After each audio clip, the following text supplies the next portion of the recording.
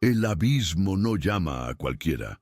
Llama a aquellos que, en la oscuridad, no temen devolver la mirada. Si sentiste el llamado, suscríbete.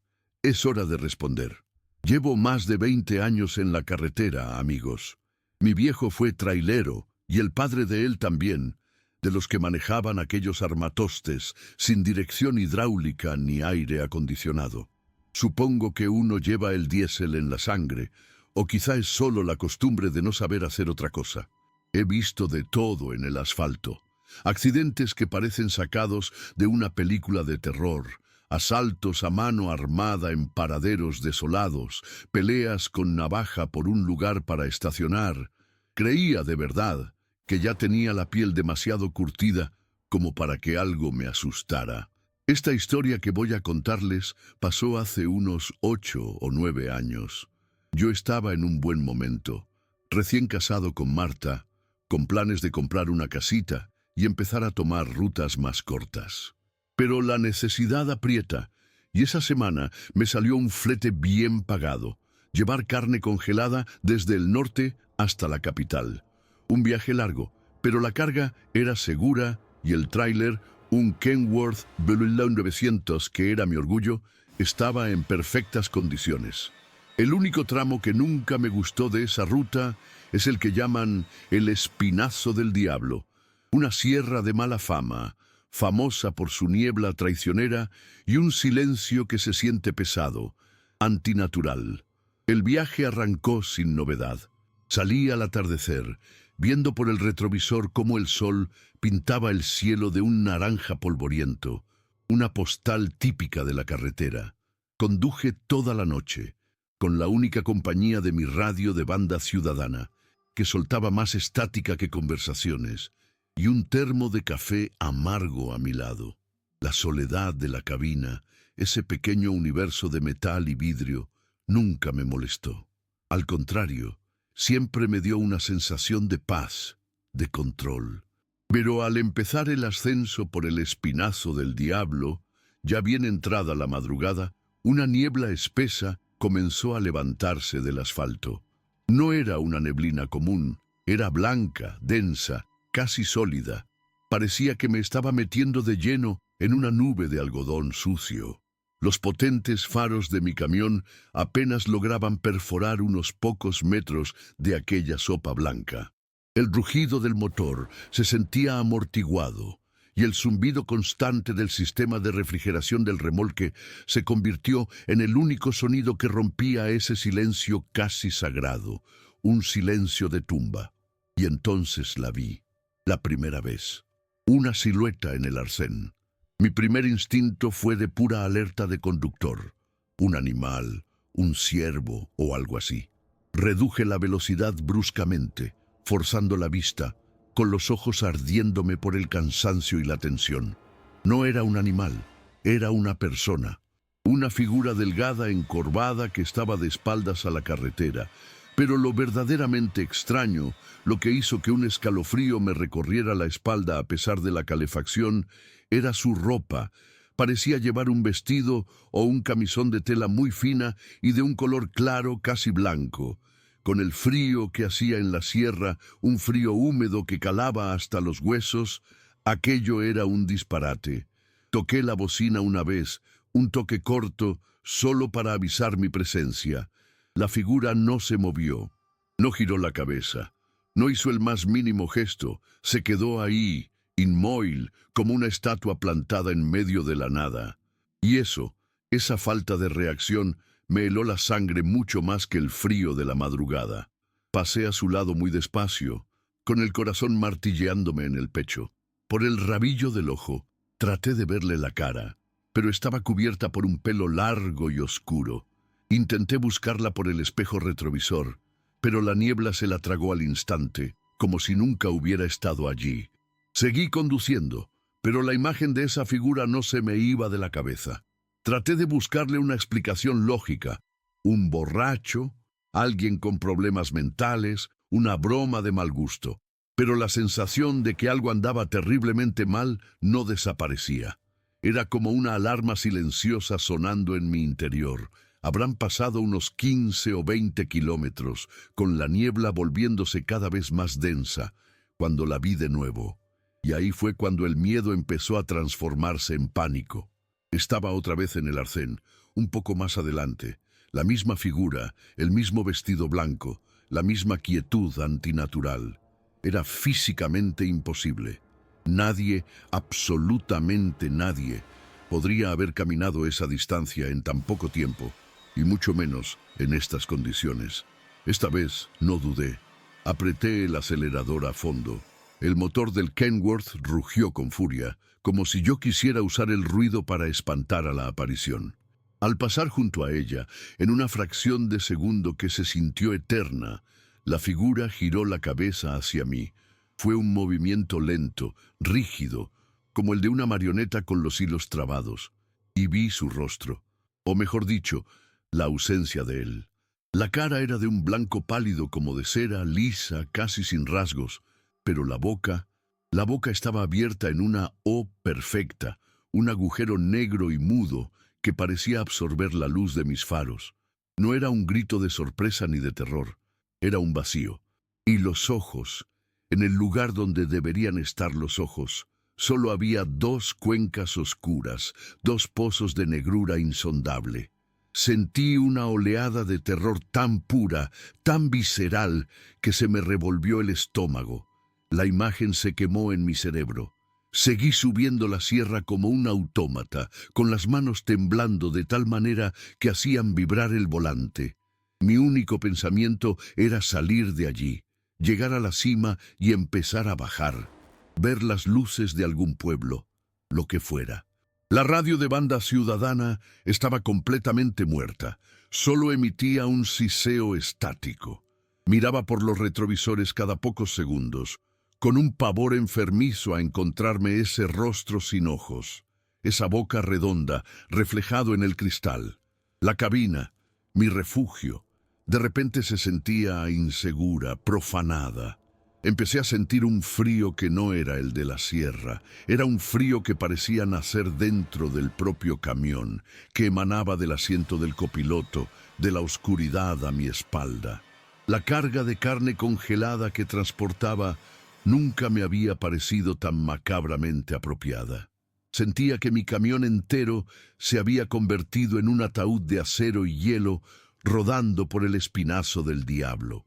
El resto del descenso por el espinazo del diablo fue un auténtico infierno personal. Cada sombra que los faros cortaban en la niebla se convertía en ella. Cada crujido del chasis, cada silbido del viento era su presencia acercándose.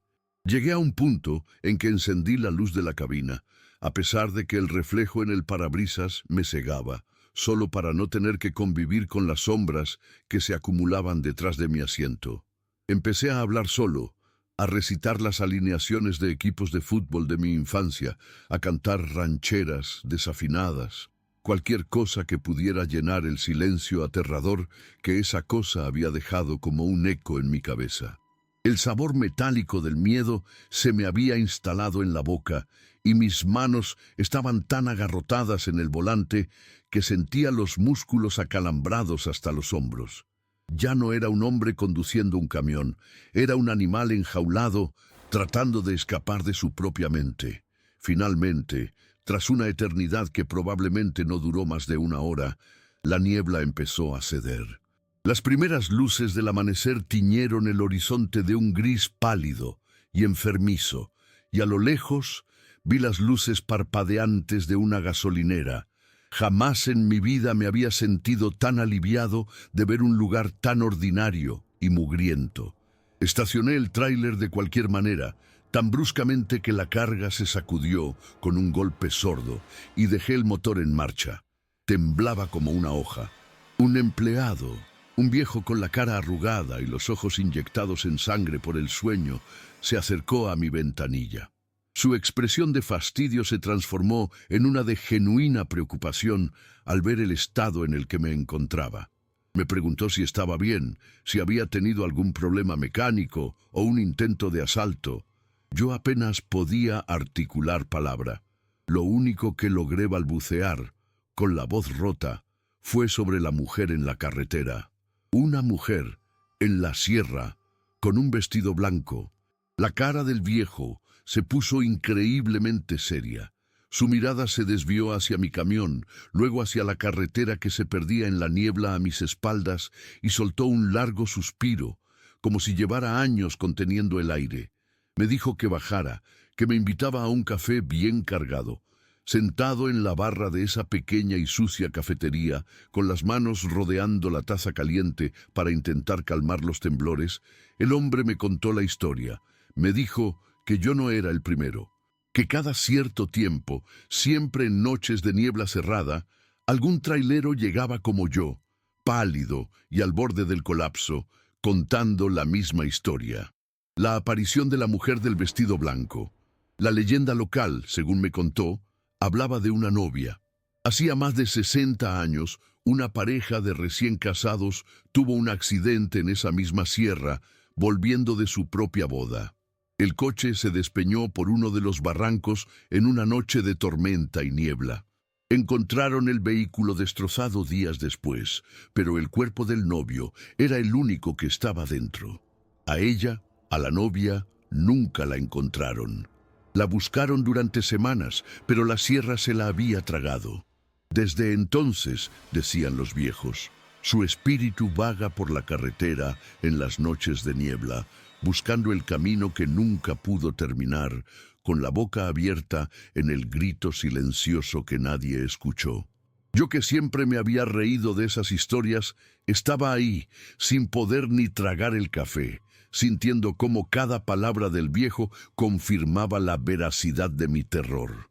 Lo peor, sin embargo, no fue escuchar la leyenda. Lo peor vino mucho después, al llegar a mi destino en la ciudad. Antes de meter el remolque en el andén de descarga, como es procedimiento, fui a la parte trasera para comprobar los precintos y la temperatura. Todo estaba en orden. Rompí el precinto, giré las manivelas y abrí las pesadas puertas. La bocanada de aire helado salió con un siseo, como siempre, pero mis ojos se fijaron en algo que no debía estar allí. En la pared del fondo del contenedor, sobre la gruesa capa de hielo que cubría el metal, alguien había dibujado algo. No era un garabato, no era una mancha, era un círculo perfecto, trazado con la precisión de un compás, como si un dedo lo hubiera repasado una y otra vez sobre la escarcha. Un O idéntico al de aquella boca silenciosa y vacía. Estaba en el interior de un contenedor sellado desde origen. Ese fue el final para mí. Entregué la carga, cobré el viaje y en el camino de vuelta, en un paradero cualquiera, puse un cartel de «Se vende» en el parabrisas de mi Kenworth. Renuncié a la semana siguiente. Marta nunca entendió del todo por qué dejé la profesión que amaba, por qué vendí el camión de mis sueños por una fracción de su valor. Nunca tuve el valor de contarle todos los detalles. ¿Cómo le explicas a la persona que amas que a veces, en la quietud de la noche, cierras los ojos y lo único que ves es un agujero negro en un rostro de cera? ¿Cómo le explicas que hay noches en las que te despiertas con la sensación helada de que no estás solo en la habitación? Aquella cosa en la carretera no quería hacerme daño. Ahora lo sé. Solo quería que alguien viera su silencio, que alguien fuera testigo de su grito eterno. Y ahora, una parte de ese silencio vive dentro de mí. Esto me pasó por allá en 2003. Yo era un novato en esto de la carretera, tendría unos 22, 23 años, y toda la arrogancia y las ganas de comerme el mundo que caben en esa edad. Mi montura era un Mercedes 1113 rojo, un camión viejo pero noble, al que yo llamaba El Valiente. El dinero escaseaba y la vida era un ir y venir constante, pero yo me sentía el dueño del asfalto. Mi ruta más habitual era la que cruzaba el gran desierto del norte para llevar mercancía a las ciudades fronterizas. Un viaje de días, monótono y solitario, de esos en los que tu única compañía real es la radio de banda ciudadana. El mío era un Cobra 148 GTL, un clásico, lleno de mañas y con un falso contacto en el micrófono, pero era mi conexión con el mundo, mi confidente en la soledad de la cabina. El viaje en cuestión había empezado como cualquier otro. Saliendo de la ciudad, el sol pegaba de lleno en el parabrisas y la radio escupía cumbias viejas. Lo duro empezaba al segundo día, cuando te adentrabas de lleno en el desierto. Son cientos de kilómetros de una recta perfecta, una línea de asfalto temblorosa por el calor que se pierde en un horizonte de tierra seca y cielos inmensos. La noche cayó y el paisaje se transformó en un mar de oscuridad, bajo un manto de estrellas tan nítidas que casi podías tocarlas. El cansancio empezaba a hacer mella, y yo buscaba con la mirada las luces de algún paradero para detenerme a dormir, aunque fuera un par de horas. Fue entonces cuando mi radio, mi fiel compañero, empezó a comportarse de forma extraña. No era la típica estática de una señal débil. Eran chasquidos secos, con un ritmo peculiar y un zumbido de fondo, grave y constante, como el de un transformador eléctrico a punto de explotar. Al principio no le di importancia, achaqué los ruidos a la vejez del aparato y a la soledad del lugar, pero entonces, por encima de ese zumbido, lo escuché. Era un sonido apenas perceptible, tan bajo que dudé si era real o producto de mi imaginación cansada. Sonaba como un llanto, el llanto de un niño pequeño, un quejido lastimero y lejano. Mi primer pensamiento fue lógico, una interferencia. Quizá estaba captando la señal de alguna casa o rancho cercano a la carretera, aunque en kilómetros a la redonda no había visto ni una sola luz. Empecé a girar el dial, pasando por todos los canales, pero el sonido no desaparecía. Estaba en todas partes, siempre con la misma intensidad, un sollozo ahogado que se filtraba a través de la estática como un fantasma. Aquello empezó a inquietarme de verdad. El llanto de un niño en mitad de la nada más absoluta, a las 2 de la madrugada, colándose por cada canal de mi radio. La recta parecía no acabar nunca, y mi mundo se había reducido a la cabina de mi camión, a la hipnótica línea blanca de la carretera y a ese lamento infantil. Intenté comunicarme con la voz un poco temblorosa. Atención, atención, hay alguien en la frecuencia. Escucho lo que parece un niño llorando. ¿Alguien me copia? Cambio. Silencio. La única respuesta fue el zumbido eléctrico y ese llanto que no cesaba. Para entonces, un sudor frío me recorría la nuca. El sonido empezó a volverse más claro, más nítido, como si la fuente se estuviera acercando. Ya no era solo un lamento. Podía distinguir la respiración entrecortada entre los sollozos. Era tan vívido, tan íntimo, que por un acto reflejo miré al asiento del copiloto, medio esperando encontrarme a alguien allí. Obviamente, no había nadie. Pero la sensación de presencia era abrumadora.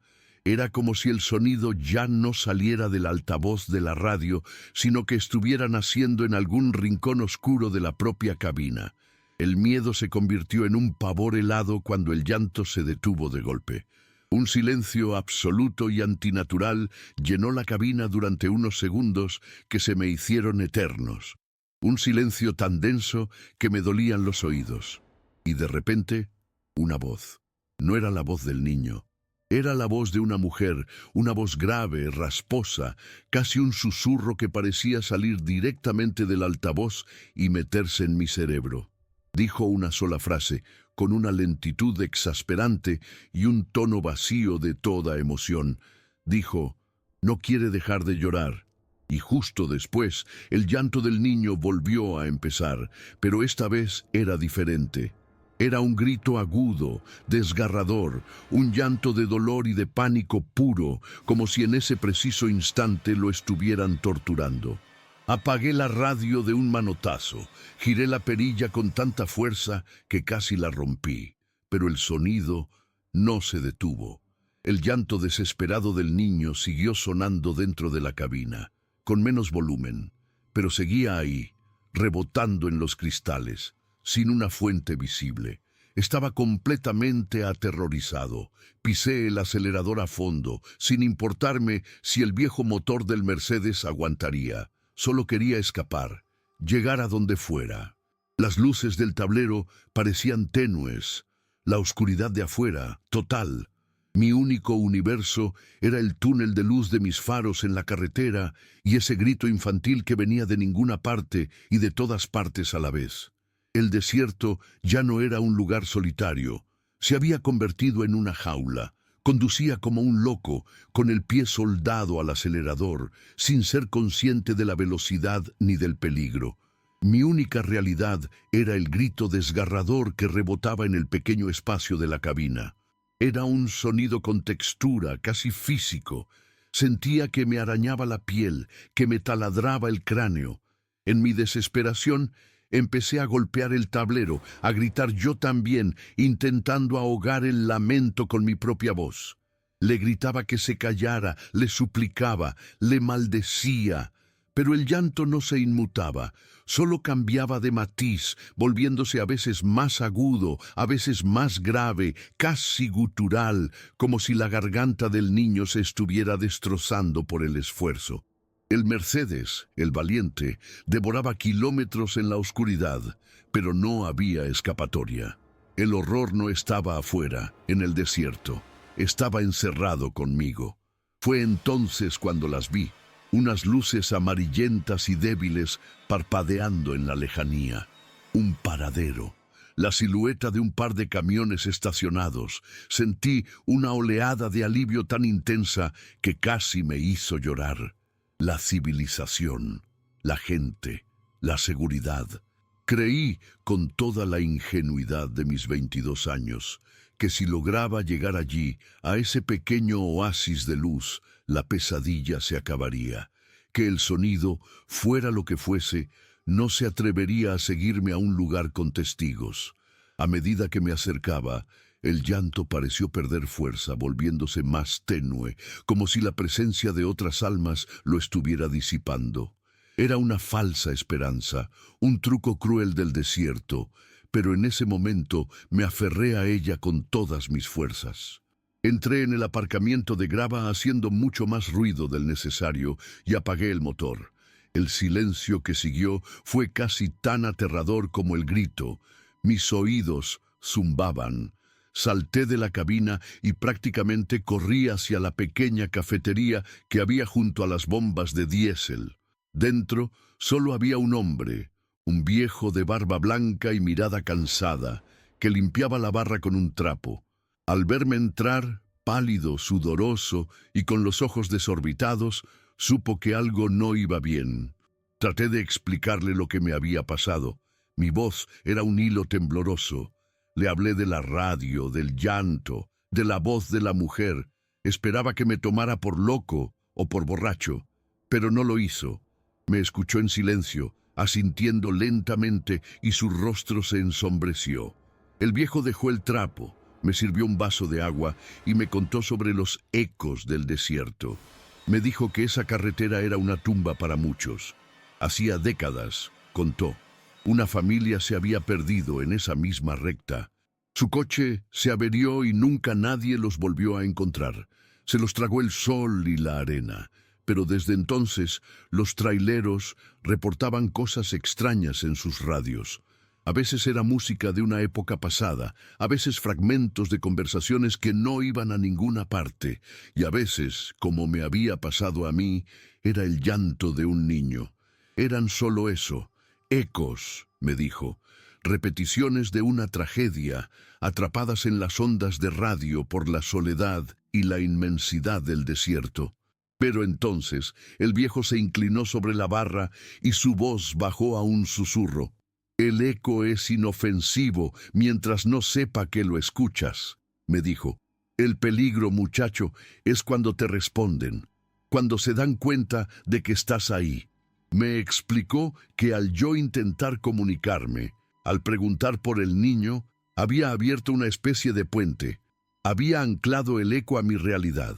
La voz de la mujer era la prueba. Ya no era un simple eco. Se había convertido en algo más. Esa radio tuya ya no es una radio, sentenció el viejo, mirándome fijamente. Ahora es una puerta y no sabes qué más puede cruzar por ella. Deshazte de esa maldita caja si valoras tu alma. No le hice caso del todo. El miedo era real, pero la necesidad de tener mi radio, mi única compañía, era más fuerte. Dormí unas horas en el camión, con el corazón en un puño, y seguí mi camino al amanecer. Durante un par de días, todo fue normal. Mantuve la radio apagada.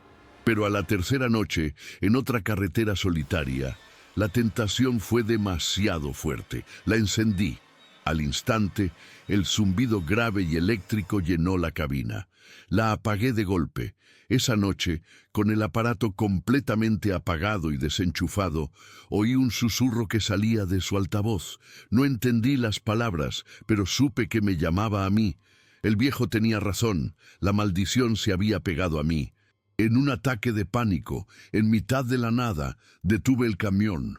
Arranqué la radio de su soporte con todo y cables, la tiré al asfalto y la reventé a golpes con una llave de tuercas hasta que solo fue un amasijo de plástico y circuitos. El silencio que siguió fue el más puro que he conocido. Desde ese día nunca más he vuelto a instalar una radio en mi camión. Conduzco en silencio. Pero a veces, en las noches más largas, cuando el único sonido es el zumbido del motor, juro que escucho, muy a lo lejos, el lamento de un niño. Y me pregunto quién habrá encontrado los restos de mi vieja radio, y si la puerta que yo abrí alguna vez se llegó a cerrar. Tengo una lista de reglas no escritas para sobrevivir en la carretera, una especie de Biblia personal que he ido perfeccionando a lo largo de 30 años al volante de mi Peterbilt. Reglas sencillas. Nunca conduzcas más horas de las que debes. Desconfía de la comida barata de los paraderos. Revisa las llantas 2 veces al día. Pero la primera, la más sagrada de todas, es: nunca, bajo ninguna circunstancia, subas a un desconocido a tu cabina. La cabina es tu casa, tu fortaleza, el único metro cuadrado en el mundo que es verdaderamente tuyo. Dejar entrar a un extraño es invitar al peligro, es entregar las llaves de tu castillo. Siempre me he jactado de mi disciplina, de mi sangre fría para seguir mis propias normas. Hasta aquella noche, en la ruta que serpentea por la cordillera, una noche en la que rompí mi regla de oro y pagué un precio que todavía no termino de comprender. Llovía a cántaros. No una lluvia normal, sino uno de esos diluvios que parecen querer borrar el mundo del mapa. La noche era un pozo de tinta, y los limpiaparabrisas de mi camión luchaban una batalla perdida contra el torrente de agua que golpeaba el cristal. Estaba en un tramo particularmente aislado, a más de 100 kilómetros del pueblo más cercano, con la carretera convertida en un río de lodo y la visibilidad reducida a casi cero. Fue entonces cuando los faros iluminaron una figura en el borde de la carretera. Un hombre completamente empapado que levantaba el pulgar con un gesto de desesperación. Mi primer pensamiento, mi instinto forjado por años de asfalto, fue seguir de largo, ignorarlo. Es la ley de la supervivencia. Pero algo en la escena me detuvo. La violencia de la tormenta, la soledad absoluta del lugar. Sentí una punzada de algo que rara vez me permito sentir en el trabajo: lástima. Tras un breve debate interno que me pareció una eternidad, detuve el pesado camión unos metros más adelante. Será la única vez, me dije a mí mismo, como para justificar mi propia traición. El hombre corrió hacia la puerta del copiloto. Era un muchacho joven, no tendría más de 25 años. Estaba temblando, no sé si de frío o de miedo, con la ropa pegada al cuerpo y el pelo chorreando agua. Parecía inofensivo, con una mochila vieja colgada al hombro y una mirada de puro agradecimiento. Me contó la historia de siempre. Su coche se había averiado varios kilómetros atrás, no había señal de celular y llevaba horas caminando bajo la lluvia. Su voz era suave, educada. Sentí un idiota alivio. Era solo un chico con mala suerte, no el asesino en serie que mi paranoia de trailero había imaginado. Le dije que subiera y se quitara la chaqueta mojada. El interior de mi cabina, siempre impecable, se llenó al instante con el olor a ropa húmeda y a ozono de la tormenta. Vi que estaba agotado, así que le ofrecí la litera de atrás para que pudiera descansar hasta que llegáramos al próximo pueblo. «Puedes dormir un poco. Yo tengo que mantenerme alerta con esta lluvia», le dije. El muchacho me lo agradeció con una sinceridad que me hizo sentir bien con mi decisión. Se metió en el compartimento trasero, un espacio pequeño pero cómodo, y corrió la gruesa cortina que separa la cama del resto de la cabina. Ese fue el momento en que dejé de verlo. Mi invitado estaba ahora en mi espacio más íntimo, oculto a mi vista, y el único sonido que se escuchaba era la furiosa sinfonía de la lluvia contra el metal del camión. Conduje durante horas. La tormenta no amainaba, y la carretera era una trampa mortal de charcos y posibles derrumbes. Mi concentración era total, pero una parte de mi mente no dejaba de pensar en la cortina negra que veía por el rabillo del ojo. El silencio que venía de la litera era absoluto, demasiado absoluto. No se oía una tos, ni el sonido de alguien acomodándose, ni siquiera una respiración profunda. Nada. Era como si el compartimento estuviera vacío. Un par de veces, para romper la tensión que empezaba a crecer en mi pecho, le hablé. «¿Todo bien por ahí, muchacho?» Silencio. «¿Necesitas una manta o algo?» Solo el rugido del motor y el golpeteo incesante de la lluvia. Me dije a mí mismo que estaría profundamente dormido, exhausto por la caminata y el frío. Pero la duda, como una mancha de aceite, comenzaba a extenderse por mi tranquilidad, y entonces empezó el olor. Al principio era sutil, casi imperceptible, un aroma extraño que se mezclaba con el de la lluvia y el diésel. No era un mal olor, no como el de algo podrido. Era un olor químico, extrañamente dulce, como el de fruta demasiado madura mezclado con el de un antiséptico, como el que encuentras en un hospital o en una funeraria. Se fue haciendo más y más intenso, y parecía emanar directamente de detrás de la cortina. Revisé las rejillas de ventilación. Me aseguré de que no fuera alguna fuga de mi carga, que eran productos de limpieza sellados. Pero no, el olor venía de la litera. Volví a llamar al chico, esta vez más fuerte, con un tono que mezclaba la irritación y un miedo que empezaba a tomar forma. «Oye, ¿qué es ese olor?» La única respuesta fue el silencio.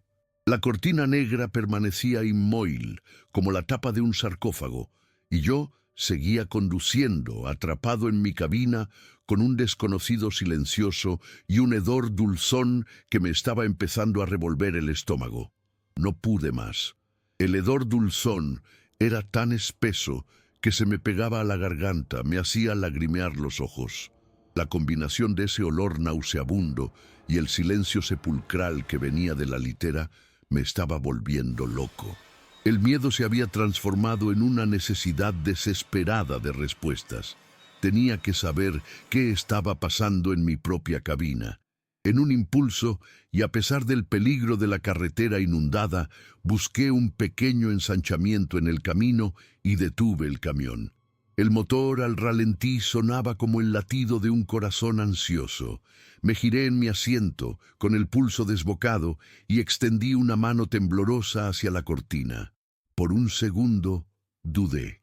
Una parte de mí, la parte más primitiva y sensata, me gritaba que no mirara, que simplemente volviera a arrancar y condujera hasta el amanecer. Pero era demasiado tarde. Mi cabina había sido violada y no podía seguir un metro más sin saber qué o quién se escondía en la oscuridad. De un tirón violento corrí la cortina. La pequeña luz del tablero iluminó el interior del compartimento. Y lo que vi me heló la sangre de una forma que ni el peor de los accidentes podría haber conseguido. La litera estaba vacía, pero no simplemente vacía, estaba impecable. Las sábanas, que yo recordaba haber dejado ligeramente revueltas esa mañana, estaban perfectamente lisas, estiradas sin una sola arruga, como las de un cuarto de hotel que nadie ha usado.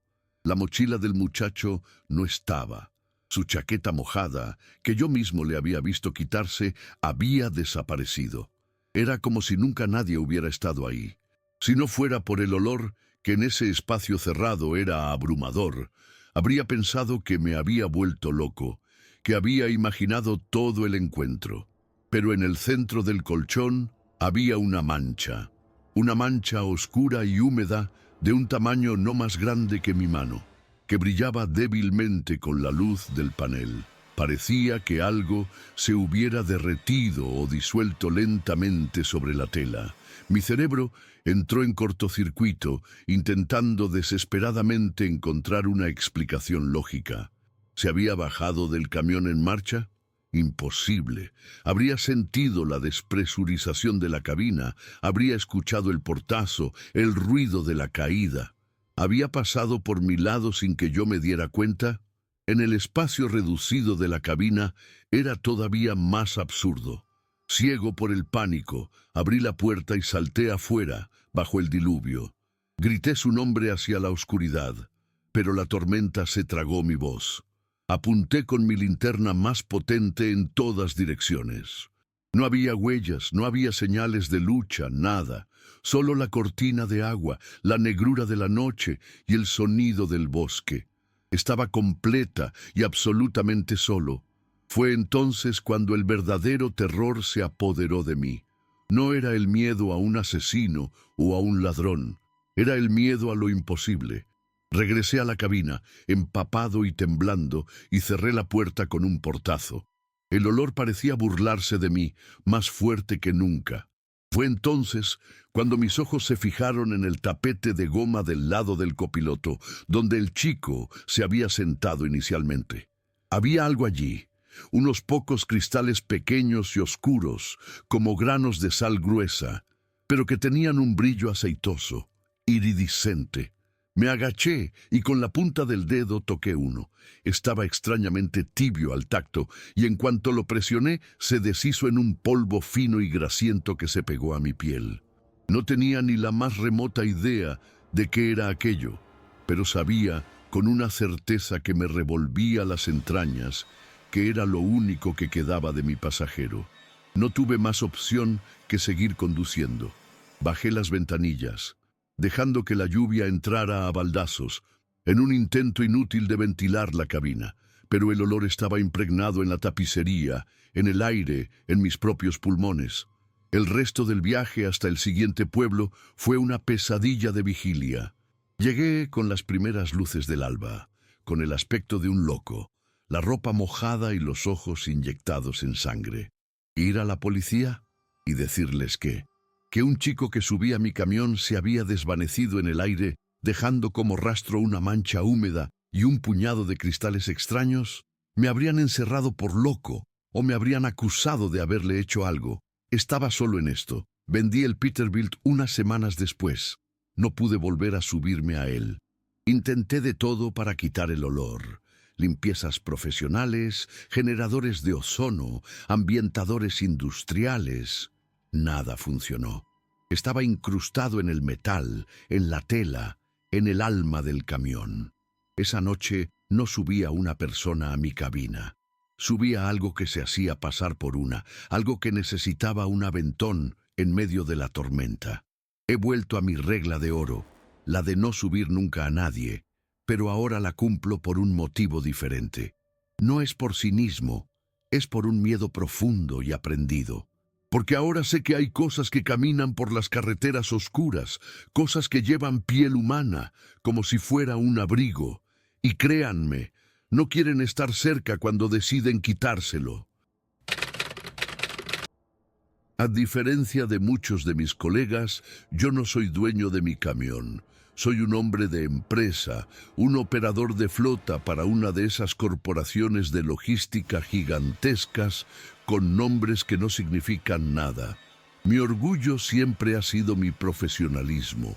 Mi camión está impecable, mis entregas son puntuales y sigo cada protocolo al pie de la letra. Un buen soldado, como diría mi jefe. Por eso, cuando me asignaron un transporte de alta prioridad, no hice preguntas. La orden de trabajo era extrañamente simple: recoger un contenedor sellado con un número de serie como única identificación y llevarlo a una dirección en el otro extremo del país, sin paradas no autorizadas, sin desvíos, y la regla más importante, destacada en rojo en el documento: prohibido manipular o abrir los precintos de seguridad bajo ningún concepto. El lugar de la recogida ya era raro de por sí. No era un almacén o un puerto, sino unas instalaciones sin nombre en un parque industrial alejado, casi en las afueras de la civilización. La cita era a las 3 de la madrugada.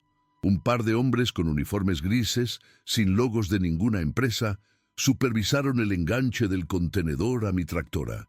Eran fríos, eficientes y hablaban lo mínimo. Uno de ellos, el que parecía al mando, se acercó a mi ventanilla antes de que me fuera.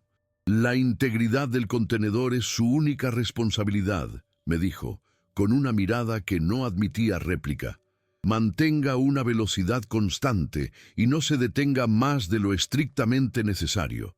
Y por su bien, no toque los precintos. Los precintos no eran los típicos de plomo, eran unas cerraduras electrónicas complejas con luces LED que parpadeaban en un verde suave. Me sentí como un transportista de una película de ciencia ficción, pero mi cerebro de empleado obediente lo archivó todo como protocolo para carga valiosa. Los primeros 500 kilómetros fueron un susurro de asfalto bajo las ruedas, una monotonía perfecta. La carretera cruzaba una llanura vasta y desértica, un paisaje lunar bajo un sol implacable. El camión era un modelo nuevo, una máquina silenciosa y potente. Yo tenía mi música, mi termo de café y la tranquilidad de estar haciendo mi trabajo como siempre. La primera vez que oí algo fue en una estación de pesaje obligatoria. Apagué el motor, como indica la norma, y, en el silencio que siguió, lo escuché. Un clac sordo y pesado, proveniente del interior del contenedor. Solo uno. Mi mente lo descartó al instante. La carga se ha asentado. Me habían dicho que eran piezas de maquinaria pesada, así que era lógico. Hice una anotación en mi bitácora digital. Ruido detectado en contenedor, posible asentamiento de carga. Y seguí mi camino sin darle más importancia. Pero los ruidos no cesaron. Empezaron a manifestarse cada vez que me detenía o reducía mucho la velocidad. Ya no era un simple clac. Una vez, mientras esperaba en un semáforo en la entrada de un pueblo, escuché un sonido de arrastre. Un shhh, largo y metálico, como si una pieza de acero de varias toneladas estuviera siendo arrastrada por el suelo del contenedor. En otra parada para cargar combustible, escuché una serie de golpes rítmicos. Boom, boom, boom. Siempre se detenían en cuanto el ruido del motor volvía a llenar la cabina. Mi cerebro, entrenado para encontrar explicaciones lógicas, seguía ofreciendo teorías. Una correa suelta, una pieza que se había roto con la vibración del viaje. Pero una incómoda sensación, un nudo frío en el estómago, empezaba a formarse, contradiciendo todas mis excusas racionales. El punto de inflexión, el momento en que la lógica se hizo añicos, llegó durante mi parada de descanso reglamentaria de 8 horas. Me estacioné en un área de servicio desierta, un simple aparcamiento de asfalto en medio de la nada más absoluta. Intenté dormir en la litera, pero era imposible. Los sonidos provenientes del remolque eran ahora constantes, y lo que era peor, parecían deliberados. Cansado y cada vez más asustado, me bajé del camión y caminé hasta la parte trasera. Pegué la oreja al frío metal del contenedor, esperando escuchar los golpes o el arrastre. Lo que escuché en su lugar hizo que cada pelo de mi cuerpo se erizara. Era un sonido húmedo, rítmico, un suave y profundo, como una inhalación gutural, seguido de un largo y pesado como una exhalación. No había duda posible. Era el sonido inconfundible de algo respirando, algo enorme. El pánico me golpeó como una pared de ladrillos. Mi carga, piezas de maquinaria, inanimada, pero lo que había al otro lado de esa pared de metal estaba vivo, y era grande. Mi mente voló hacia las advertencias de los hombres de gris, a la orden en rojo en mi tableta: prohibido abrir. Pensé en mi trabajo, en mi expediente perfecto, en mi hipoteca, pero la respiración continuaba, lenta, poderosa, un latido monstruoso en la quietud de la noche. Me encontré frente a un dilema aterrador. Podía seguir las reglas, pisar el acelerador y transportar a esa cosa desconocida hasta su destino, rezando para que no decidiera salir por su cuenta, o podía romper el protocolo, intentar abrir esas cerraduras electrónicas y enfrentarme a lo que fuera que estuviera ahí dentro, con consecuencias impredecibles.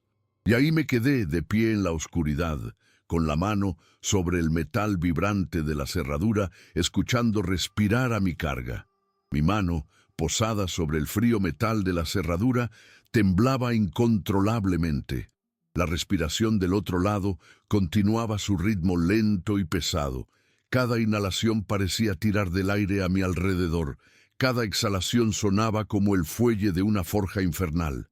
En ese momento, mi cerebro de empleado, mi instinto de supervivencia basado en seguir las reglas, ganó la batalla contra el pánico. Di un paso atrás, luego otro, alejándome del contenedor como si fuera radiactivo. Volví a la cabina, cerré la puerta con seguro y me quedé ahí, en la oscuridad, escuchando. Tomé una decisión. Yo era un transportista. Mi trabajo consistía en llevar una caja del punto A al punto B. Lo que hubiera dentro de esa caja no era mi problema, siempre y cuando permaneciera ahí. Esta decisión no me trajo paz, sino una nueva forma de miedo. El miedo resignado del hombre que se sabe atrapado en una jaula con un tigre y decide no provocarlo, rezando para llegar al final del viaje antes de que la bestia decida que tiene hambre. El resto del viaje fue una tortura psicológica. Con el rugido del motor, ya no podía escuchar la respiración, pero sabía que estaba ahí. Cada vibración del camión, cada leve inclinación en una curva, mi mente la interpretaba como un movimiento de la criatura. Puse la radio a todo volumen, llenando la cabina con música estridente para no dejar ni un resquicio de silencio que mi imaginación pudiera llenar con horrores. Evité parar a toda costa. Conduje durante horas y horas, mucho más de lo legal o seguro, empujando mi cuerpo al límite a base de café y bebidas energéticas. El cansancio era un enemigo, pero la idea de apagar el motor y volver a escuchar ese sonido en la quietud de la noche era un terror mucho mayor. El sol salió, volvió a ponerse y yo seguía al volante, huyendo hacia mi destino. A medida que me acercaba a la dirección de entrega, a unos 200 kilómetros de distancia, el comportamiento de la cosa cambió. La calma se rompió. Empecé a sentir una vibración baja e intermitente que subía por el chasis hasta mi asiento, incluso con el camión en movimiento. Eran golpes, sordos y poderosos. Al principio espaciados, pero luego cada vez más frecuentes y violentos. Miré por el retrovisor y vi con horror cómo el remolque se sacudía visiblemente con cada impacto. Ya no era una criatura que respiraba plácidamente. Estaba despierta, agitada, y parecía saber que su viaje estaba a punto de terminar.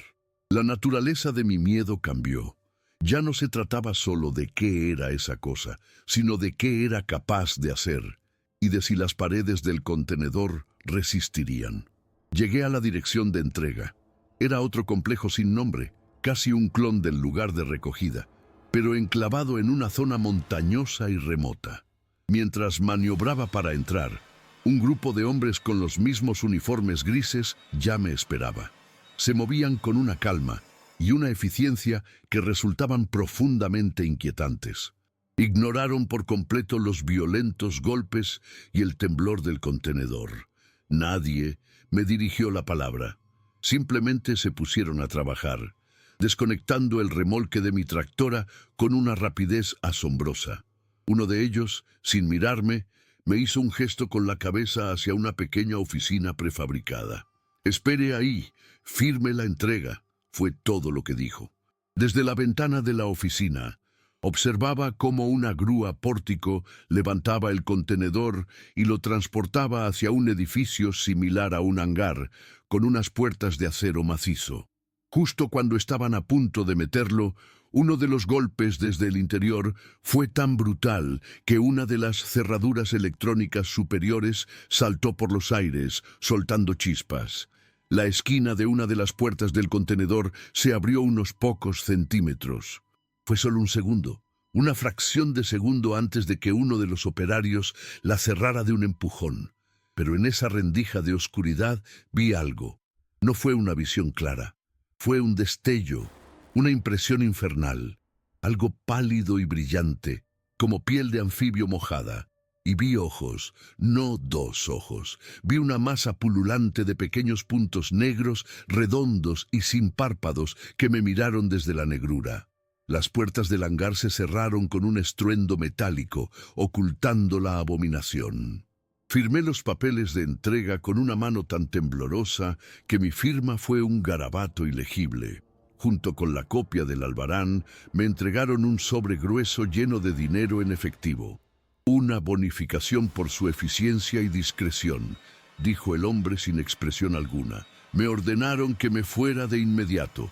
Conduje mi tractora, ahora extrañamente ligera, lejos de ese lugar, y el silencio en mi espalda, donde antes iba el contenedor, era más ensordecedor que cualquier ruido. Renuncié a mi trabajo la semana siguiente. No sé qué era esa cosa, ni de dónde venía, ni a dónde la llevaron. Pero he aprendido que el mundo es una red de carreteras por donde se mueven silenciosamente miles de contenedores sellados, especialmente de noche. Y a veces, el verdadero horror no es lo que llevan dentro, sino saber que tu único trabajo, tu única responsabilidad es asegurarte de que llegue a su destino. Me llamo Javier y llevo casi la mitad de mi vida sobre ruedas. Para mí, la carretera no es solo un trabajo, es una especie de monasterio rodante. En las horas infinitas de asfalto, uno tiene tiempo para pensar, para observar, para convertirse en una especie de filósofo de la nada. Mi ruta habitual es una de las más largas y monótonas del país, cruzando una llanura interminable donde el paisaje no cambia por cientos de kilómetros.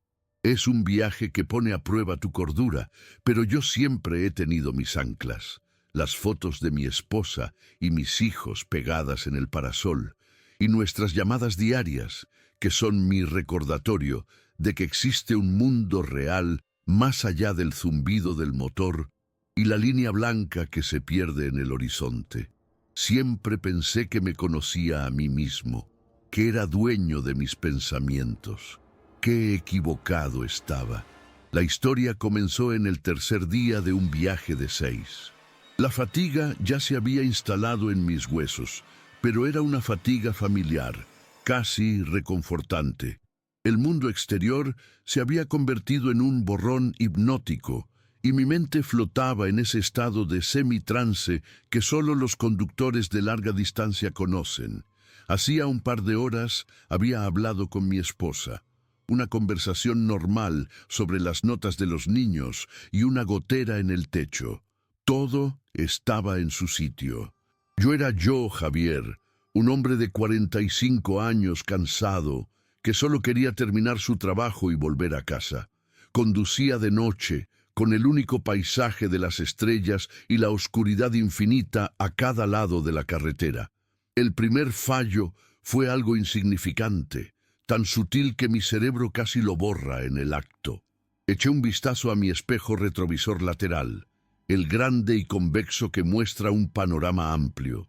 Por una fracción de segundo vi mi propio reflejo en el asiento del conductor sonreír. Una sonrisa amplia, casi una mueca de complicidad. Pero yo no estaba sonriendo. Mi cara estaba tensa por la concentración, mis labios una línea recta. Parpadeé con fuerza, sacudí la cabeza como para despabilarme y volví a mirar. Mi reflejo era normal, una copia exacta de mi expresión de cansancio. Lo achaqué de inmediato al agotamiento, a un juego de luces de algún poste lejano. «¿Estás viendo cosas, Javier?», me dije, y seguí conduciendo. Al día siguiente los fallos se hicieron más extraños, más difíciles de ignorar. Mientras ajustaba el espejo retrovisor interior, vi cómo la mano de mi reflejo se movía en perfecta sincronía con la mía, pero al terminar el gesto, sus dedos se quedaron suspendidos una fracción de segundo más de la cuenta, casi acariciando el borde del espejo antes de volver a la normalidad. Fue tan rápido que dudé de mis propios ojos. Más tarde, esa misma tarde, me rasqué un lado del cuello. Al mirar instintivamente el espejo lateral, mi reflejo estaba completamente quieto, con ambas manos en el volante, mirándome fijamente. No se estaba rascando. Esa disonancia, esa pequeña ruptura en las leyes de la física, me provocó un escalofrío. Empecé a sentir una extraña sensación de ser observado, no desde fuera, sino desde mis propios espejos. La noche volvió a caer, y con la oscuridad, la sensación de paranoia se intensificó. Me obsesioné con los espejos. Mis ojos saltaban de uno a otro, nerviosos, intentando atrapar a mi reflejo en otro fallo, en otra mentira, y lo conseguí. Tomé un sorbo de mi botella de agua. En el espejo retrovisor, mi otro yo no se movió. Se quedó quieto, mirándome fijamente a través del cristal con una intensidad que me heló la sangre. Entonces, muy lentamente, el reflejo levantó una mano y me saludó. Un saludo corto, casi una burla. Mis manos reales estaban aferradas con fuerza al volante. Pisé el freno de golpe y el camión se detuvo con una sacudida violenta en medio de la carretera desierta. El corazón me latía con la fuerza de un pistón desbocado. Me quedé mirando fijamente el espejo con la respiración agitada. Mi reflejo ahora era perfecto de nuevo, una copia exacta de mi propio pánico, con los ojos muy abiertos y el pecho subiendo y bajando con rapidez. El miedo a un fantasma o a una maldición fue reemplazado por un terror mucho más profundo y personal. El miedo a estar perdiendo la cabeza. ¿Era esto lo que pasaba tras demasiadas horas de soledad? La privación de sueño me estaba haciendo alucinar. Estaba a miles de kilómetros de casa, solo en la inmensidad de la nada, y mi propia mente se estaba convirtiendo en mi peor enemigo. En un acto desesperado, arranqué un trapo de la guantera y cubrí el espejo interior, como si con eso pudiera hacer desaparecer al intruso, pero no podía cubrir los espejos laterales. Los necesitaba para conducir, y sabía con una certeza que me carcomía por dentro, que el otro yo seguía ahí, en esos cristales, observándome, esperando. Ahí estaba yo, detenido en la nada, con el motor del camión zumbando y mi propio corazón intentando salírseme del pecho. Después de lo que pareció una hora, pero que seguramente no fueron más de 5 minutos, tomé una decisión. No podía quedarme ahí para siempre. Tenía que moverme. Tenía que seguir. Con un esfuerzo sobrehumano, volví a poner el camión en marcha. Intenté ignorar los espejos laterales, usándolos solo lo estrictamente necesario, con vistazos rápidos y nerviosos. Durante un tiempo, pareció funcionar. Cada vez que miraba, mi reflejo era dócil, una copia fiel de mis movimientos. Una parte de mí, la parte racional, empezó a aferrarse a la idea de que todo había sido una alucinación, un episodio psicótico provocado por el estrés y el cansancio. Quizá ya había pasado lo peor. Una frágil y tensa calma se instaló en la cabina. La tregua se rompió al amanecer. Me estaba tomando un café amargo para mantenerme despierto. Levanté el vaso térmico a mis labios y eché un vistazo al espejo. Mi reflejo no estaba bebiendo, estaba mirándome, y sus labios se movían. No emitía ningún sonido, pero yo pude leer las palabras que formaba con una claridad que me revolvió las entrañas. Me dijo: «Estoy cansado». 2 palabras silenciosas que lo destrozaron todo. Ya no era un fallo de sincronización, ya no era una mueca extraña, era una comunicación directa, una entidad con voluntad propia, atrapada en el cristal, me estaba hablando. El terror volvió con una fuerza 1000 veces mayor, porque ahora sabía que no estaba loco. O peor aún, que mi locura tenía una conciencia propia. A partir de ahí, la conversación silenciosa no se detuvo. Yo intentaba no mirar, pero era como un imán. Cada pocos minutos, mis ojos se desviaban al espejo y el otro yo estaba ahí, mirándome, gesticulando. «Déjame conducir», articuló lentamente. «Tú descansa. Yo me encargo de todo». Sus expresiones eran de una calma y una seguridad que yo había perdido por completo. El ente, el doble, mi reflejo, quería tomar el control. Empecé a gritarle, a insultarle en voz alta en la soledad de mi cabina. Le decía que me dejara en paz, que desapareciera. Me convertí en la viva imagen de un loco, discutiendo a gritos con un espejo mientras conducía una mole de 40 toneladas por la carretera. Entonces, la barrera entre la realidad y el reflejo comenzó a desmoronarse. Sentí una oleada de somnolencia tan abrumadora que era antinatural. Mis párpados pesaban como si fueran de plomo. Luchaba por mantener los ojos abiertos. El camión empezaba a desviarse peligrosamente hacia el arcén. Miré al espejo y mi reflejo estaba completamente despierto, con los ojos brillantes, alerta. Y sonreía de nuevo, pero esta vez era una sonrisa de triunfo, de depredador a punto de tomar su presa. Sentí que me estaba robando la energía, que me estaba induciendo el sueño a la fuerza para poder tomar mi lugar. Estaba perdiendo la batalla. Sabía que si me dormía, no volvería a despertar.